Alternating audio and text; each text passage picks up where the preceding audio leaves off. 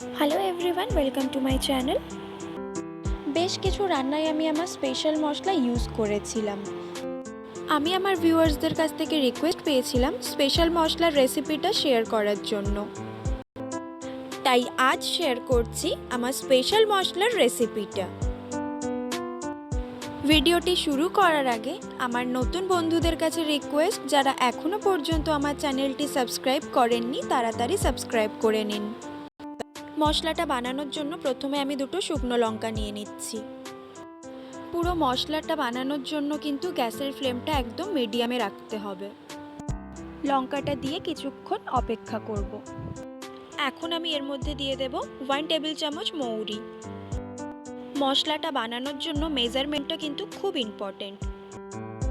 যেহেতু আমি 1 টেবিল চামচ মৌরি নিয়েছি, তাই একই মেজারমেন্টে দিয়ে দেব 1 টেবিল চামচ ধনে।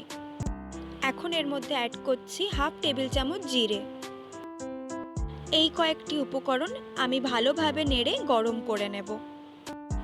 মনে রাখবেন, মশলাগুলো কড়াইতে দেওয়ার সময় কোনোভাবে জল বা তেল কড়াইতে না থাকে। কোনো একটা মশলা যদি একটুখানি পুড়ে যায় তাহলে কিন্তু এর টেস্ট একদমই ভালো হবে না। মশলাগুলো থেকে যখন একটা সুন্দর গন্ধ ছাড়তে শুরু করবে তখন বুঝবেন মশলাগুলো ভাজা হয়ে গেছে। এখন আমি এর মধ্যে অ্যাড করব 1/2 টেবিল চামচ জোয়ান। জোয়ান দেওয়ার পরে আমি গ্যাসের ফ্লেমটা অফ করে দিয়েছি। এখন এগুলোকে ভালোভাবে মিশিয়ে অপেক্ষা করব রুম টেম্পারেচারে আসা পর্যন্ত। মশলাগুলো রুম টেম্পারেচারে আসার সাথেই আমি এগুলোকে গুঁড়ো করে নেব।